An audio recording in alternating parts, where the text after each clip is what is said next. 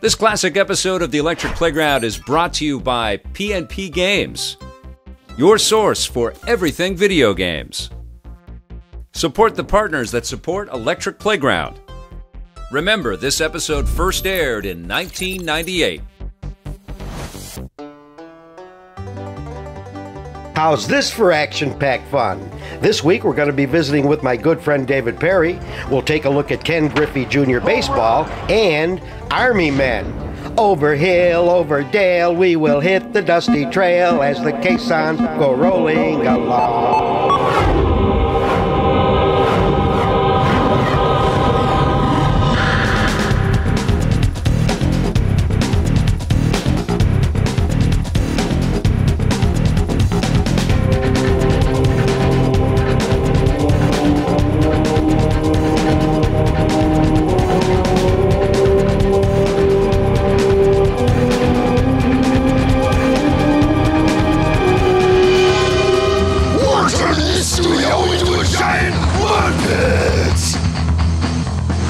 How's it going, Jose? Hi, Victor.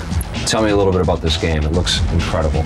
Yeah, what you're seeing here is Monster Truck Madness 2. We took what made the first version very successful, which was great fun, a lot of attitude, and the real monster trucks, and added a lot of things to make this the most fun racing game ever. We have 11 new trucks. We have 11 brand new tracks. You can also even fight with the trucks. There's something called here Summit Rumble, in which the trucks go to the top of a hill, and you can get your truck there. You see the other truck, you start banging the other truck, and whoever stays there the longest wins. Sort of like a demolition derby with these huge rigs. It's a big fight. Multiplayer. It supports multiplayer over a modem, a LAN, or the internet. You know, when you're playing multiplayer and you're really upset at your opponent, you don't want to type some insult. You want to scream the insult.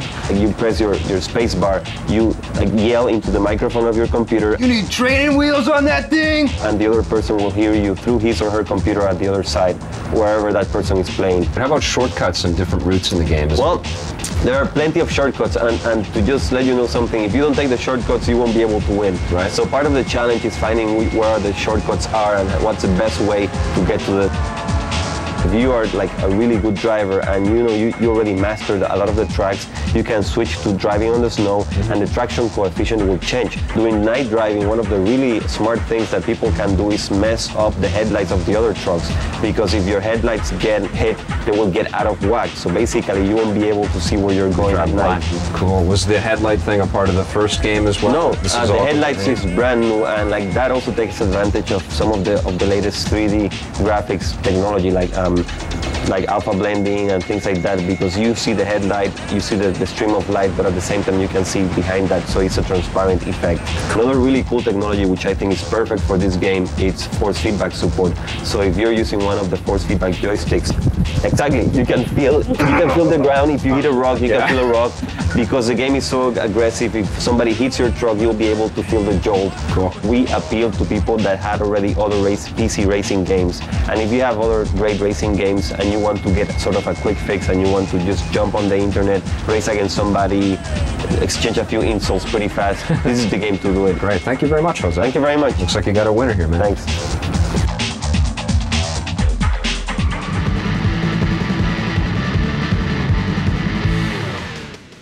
I'm here with Murali, who's the producer of Vigilante 8. Right. Cool.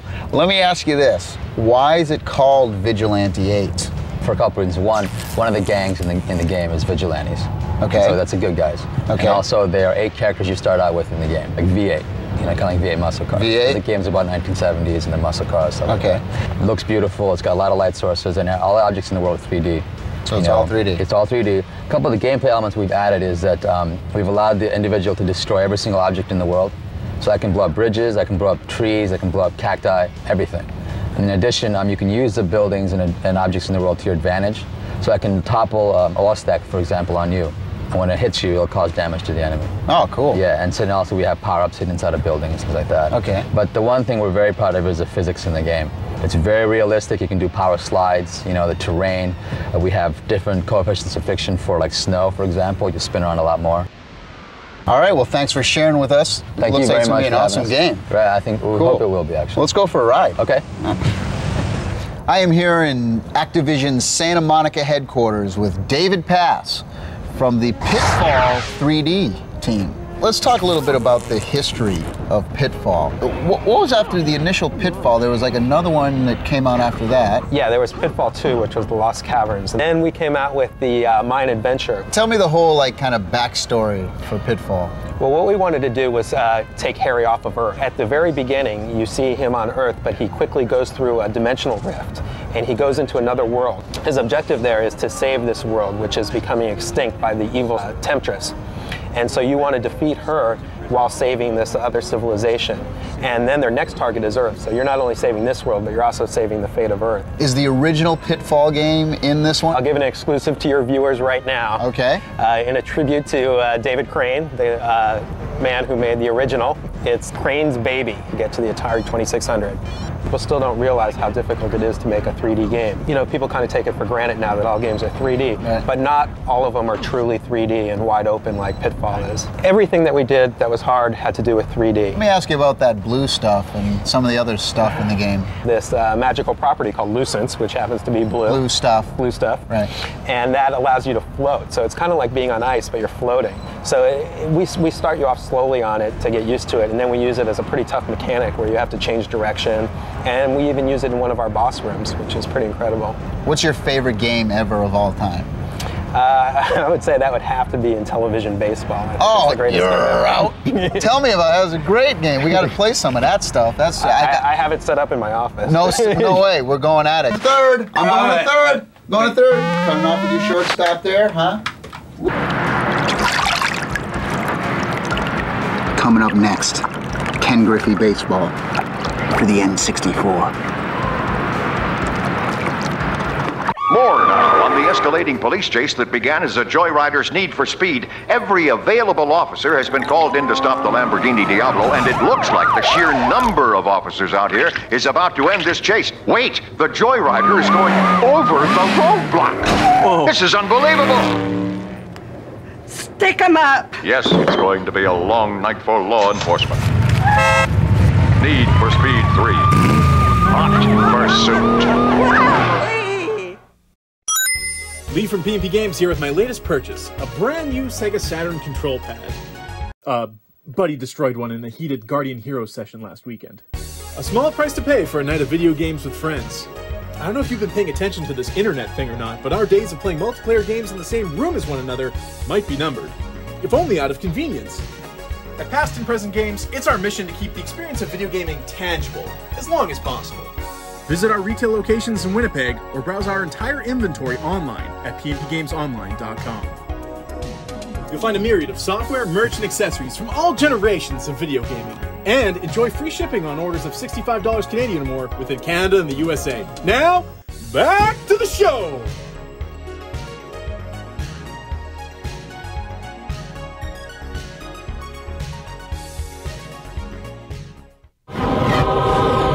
Hey man, come over. Hey, no how's way. it going? What's going on, bro? Hey. Mind if I join you guys? Come on in, man. Cool. No problem. All right. I am here at Angel Studios with a couple of the programmers, and you guys are working on Ken Griffey Baseball for the N64. The best baseball game for the N64 or any console? And what makes it the best baseball game for the N64? Simply one thing, the gameplay. It's right up there. It's been tweaked and polished and perfected to be the best baseball game that's been out. It's from Nintendo, and when it comes to games, they know how to do that. So Tom, tell me a little bit about this new Ken Griffey game for the N64. Major League Baseball presents Ken Griffey Jr. It's quite an awesome, realistic baseball game. The pitcher gets tired through the game because the idea is you're moving this cursor around, and when it's disappeared, you try to hide the ball where you're going to throw it to. Oh, cool. And the batter has this like donut that you can move it around on the screen and try to match where you think the ball's going to be. Right. And the same thing, so as a pitcher gets tired through the game, then all of a sudden he can't seem to hide the ball as much, so you get an idea where he's going to pitch it. The stadiums are amazing in this thing. Oh yeah. What did you guys go through to get that? Well, we got a lot of the blueprints for a lot of the stadiums. We had a modeler who had done defense simulation, so he's very exact and everything was up to scale. You guys are both programmers, but you know, you guys do different stuff. What are you in charge of? I programmed a lot of the gameplay, specifically a lot of the fielding and running motion. Went to motion capture, helped direct the talent as far as what he actually physically does, and then translate that into pressing buttons on the controller and how the players respond on the field. If you know the 64 controller, it has the little camera buttons and they're shaped just like a diamond. Right. If you want to throw to second base, all you do is touch the top one pitch, boom, there it goes, right there. Same with stealing bases, and of course you can do pickle moves. You can change the places of the position of the players, so you can go after the ball and you can run the players down. What more could you want than something that's so realistic than this? I smell the hot dogs, I smell the popcorn. So what was it like working with Ken Griffey? He was a really nice guy. He was really friendly, and he just seemed totally comfortable in the whole getting up there and repeating his swing dozens of times, and he was actually picture perfect every time. So when they took that data, would they just use that for when Griffey's up to bat, or did they take the data and work with it a little bit so that they could use that for all the batters? You know, they get everybody's stance from all the teams. You get the Joey Cora, where he's just crouched down, and you get Jay Buhner with the open stance. Use their realistic ones molded off of his batting stance. What would you guys say the best thing about programming games is? This has to be it. This right here. Enjoying. Yeah. Wow. Well, I tell you what, I'm getting a bit wrinkly myself, so I think I'm going to go hit a few. All right. Come on back. Yeah, we will.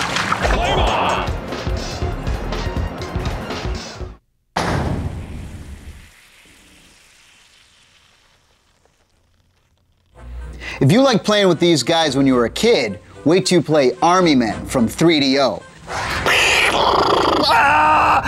Sucks for this guy.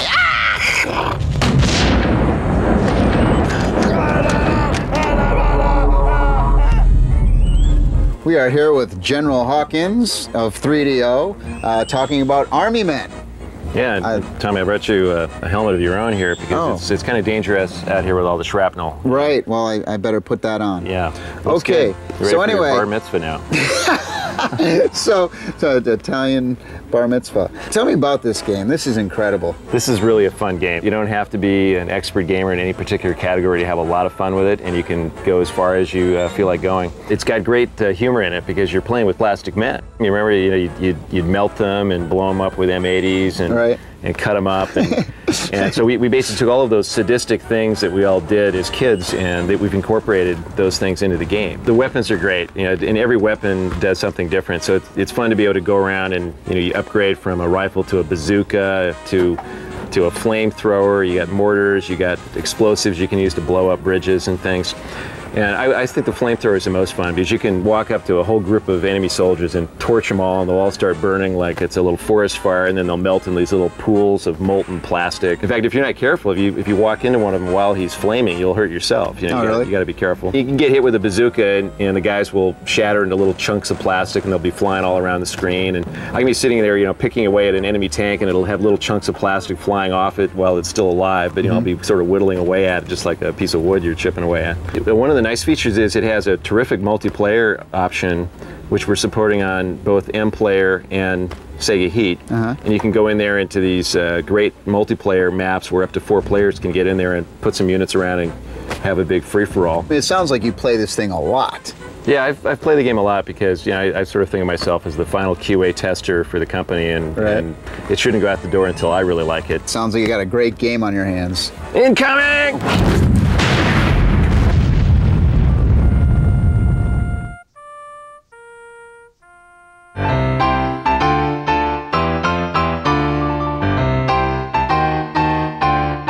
What do the letters MDK stand for? Men don't knit? Can you guys tell me who Earthworm Jim is and where I could find him? In my shorts. You know, that is such a good place for him. Can you tell me who Earthworm Jim is? He's a video game. Oh, where can I find him? Probably in a video game. One of the most famous people in the gaming industry is David Perry. Now, EP got a chance to talk to DP. Over to you, Tommy.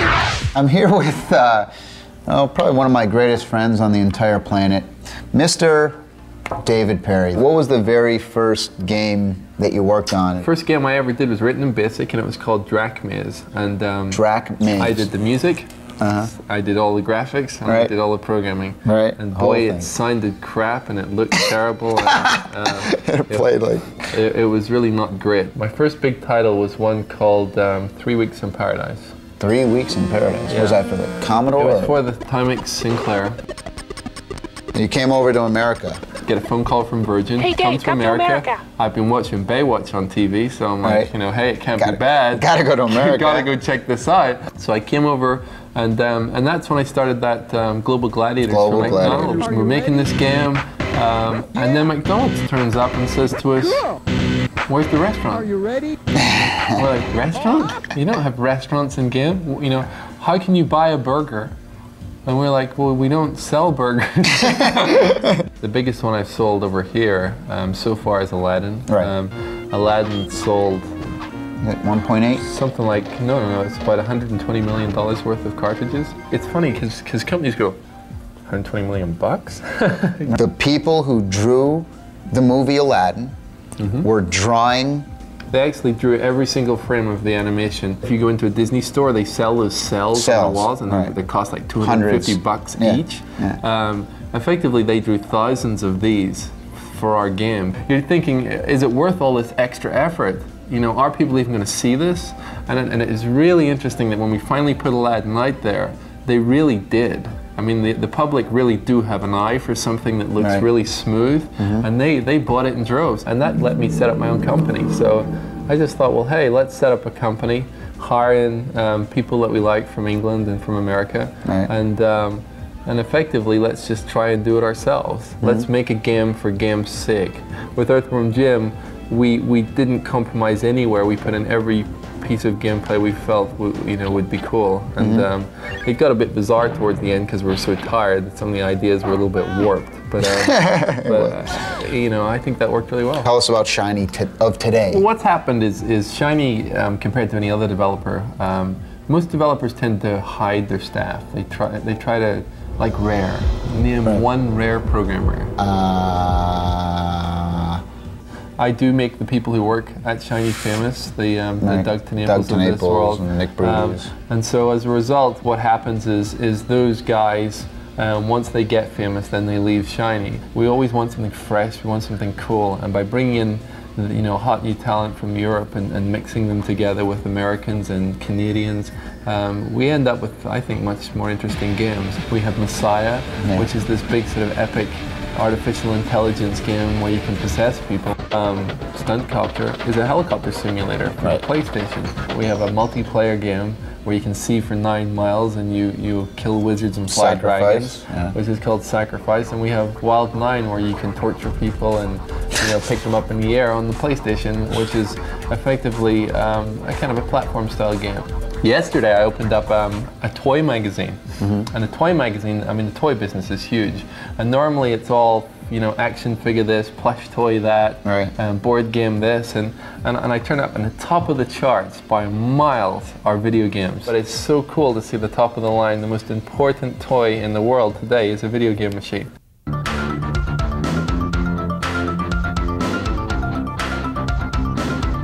Hey everyone, this is NFL Blitz, created by Mark Trammell and Sal DeVita of NBA Jam fame. You're gonna love the hard-hitting tackles and the secret moves planted within. Besides that, it's got some of the best characters in the business. If you'd like to control the God of Thunder, Raiden, highlight yes when you're entering your PIN and secret character name. Spell it R-A-I-D-E-N. The PIN number to control Raiden is 3691. Have fun with the God of Thunder and don't do any fatalities. Hey, it's time for the Tekken 3 move of the week.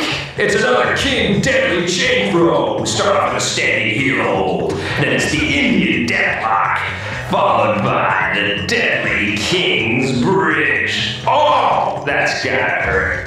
Alright, pay attention. It's forward, down, down, forward, plus right punch, plus left kick. And then we're into the left punch, plus right punch. Then left punch, left kick, left punch, plus right punch. Left punch, left kick, left punch plus right punch. Left kick plus right kick. That wraps things up. Today on the Simpatico Question of the Week, George Stevens from Guelph, Ontario asks, why is it so difficult to find out about game developers? Just look at the record business. When you go into a music store, there's 2,000 CDs sitting right in front of you. How do I know which one to buy? And then I go, There's a new CD from U2. U2. I love U2, you know, Right. and I go and I buy that CD and I'm safe. When I was telling people this, I went, so what did Yuji Naka, the programmer of Sonic, do before Sonic? And there was no way to find out. I kind of went, how could you find that out? And then the reality is there is no way, because developers just, their names just don't get given out. It's something that I hope will change over time, and shows like the Electric Playground I really think are going to help to make that happen. To send us your questions, stop by our website at www.electplay.com. In the year 1610, Galileo Galilei was the first to glimpse Saturn, the sixth planet in our solar system, through a telescope and observe its bizarre rings. In 1994, nearly 400 years later, Sega would name their sixth video game console after it, the Sega Saturn. Coincidence? No! Check out news and reviews for the latest from Sega circa 1998 in the Electric Playground Classic every Saturday at 9 a.m. Pacific Time, 11 a.m. Central. I've been Lee from P&P Games, and we'll see you again next week. Sega!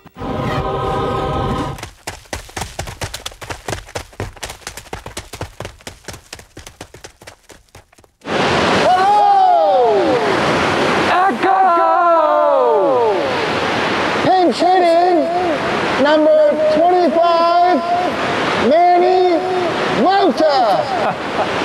What about Star Wars, Masters of Terraskasai for the PlayStation? Star Wars, Masters of Tiramisu. Tiramisu, yeah. That's what I call it. There's been a lot of negative things said about this game, you know, but I mean, the bottom line is I had fun, you know? I mean, you got the Star Wars characters, which are good. Yep.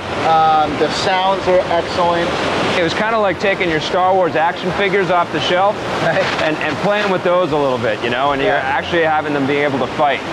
The only two characters that I thought were cool, though, were Luke Skywalker and Darth Vader. Yeah. And the lightsaber fighting is the best, and everything else is kind of lame. Good points, it's got incredible music, really great graphics, all the Star Wars characters you like. The lightsaber lighting effects are incredible. Really got something you have to see. The backgrounds look cool. For a fighting game, I think fighting game fans are going to be disappointed. If you like Star Wars and you like fighting games, I think you'll like it. I give it a 7 out of 10. What would you give it? I give it a 7.5. Point blank for the Sony PlayStation from Namco. Here's a game that is awesome because it's a 2-player or up to 8 players. Right, yeah. Right? It's an ultimate shooting gun party game. We had the most fun with this game. It was awesome. I mean, the different games in there are incredible, aren't they? They've got lots of 70 different games in there. It's insane, man. Different games. And there's so many different ways that you can play. Yeah. It is incredible. Not just static targets popping up in the same places. Lots of different areas that you can explore. There's even an RPG mode in the thing. It's incredible, man. Can you guys imagine a shooting game that's an RPG? Dr. Don and Dr. Dan, and you take them through this little adventure. It's really amazing. Yep. The graphics are cartoony and stuff, so if you're into realism, it's not that. Yeah, it's not a Virtual Cop or if you Time want a Crisis. game that's fun to play, that's easy to get into, and a bunch of friends can come over and play. Everybody can play this thing. It's awesome. You're never going to get bored of Point Blank. It's one of those things you'll be able to pull out years from now and still enjoy. Definitely worth picking up. And you get one of the gun cons in the package too. Right. Which is great. Definitely something to play with your friends. 9.5. 9 out of 10. Grand Theft Auto for the PC. Here's one of my favorite games for the PC this year. The controls are real easy. You know, there's not a lot of buttons. You don't have to read a manual for this game. You get right in it. You go on your missions. You're a little thief who's trying to work his way up the mob ladder. And you go around first stealing cars, then you try to work your way up. You're a drug dealer. You kill innocent people. You can kill cops. Now, I'm not promoting any of this, but it's just fun to do on a computer. Yeah, you live vicariously through this thing. Every car you steal, depending on what kind of car it is, has different music playing on the radio. You steal the pickup truck, you get country music. You steal the Lamborghini, you get rock music. They always have a lot of fun making this game, and it is a lot of fun to play. I suspect that they're going to probably tone down the PlayStation version of the game. Probably. Yep. But it's a good game. 8 out of 10. What would you give it? I give it a 9.7. 9.7 out of 10. Yeah. Wow. If parents are concerned, though, you should watch out. There's quite a bit of violence in there, and there's quite a bit of wrongdoing going on. So, changing gears, what about FIFA Road to World Cup 98? I'd have to say this is the best soccer game I've ever played. I was tossing up International Superstar Soccer 64 from Konami or this one, but in the end, I like the pick up and play attitude of this game and the style of this game. The graphics are way better. The control is fantastic. I love the way in the controls, when you're just pointing to a guy, like the arrow lights up. yeah. You know, I can like see which guy I want to pass to before I pass it because the little arrow shifts up and down. It's extremely intuitive. I love the texture on the grass. Oh, yeah. And you can see like the brown where like they run the most. Like the grass is a little burnt out. Yep. But the commentary on this was long and extensive. And it sounded great. It's in surround sound. They spent a lot of cartridge space on the audio, and that's good to see in an N64 game. Probably one of the best motion capture for any sports game. The attention to detail will astound you. This is, I give it a 9.5 out of 10. 9.5 for me also. Yeah, fantastic. Cool. All right, man. How do we get down from here? What are you doing?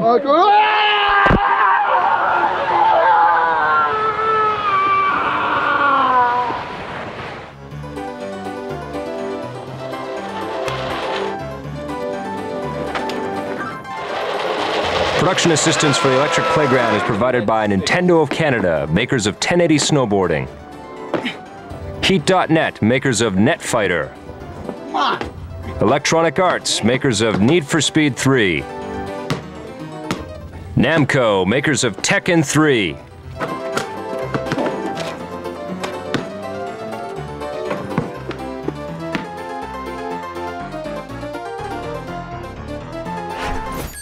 This classic episode of the Electric Playground was brought to you by P&P Games, your source for everything video games. Support the partners that support the Electric Playground. Thanks for watching, and play forever.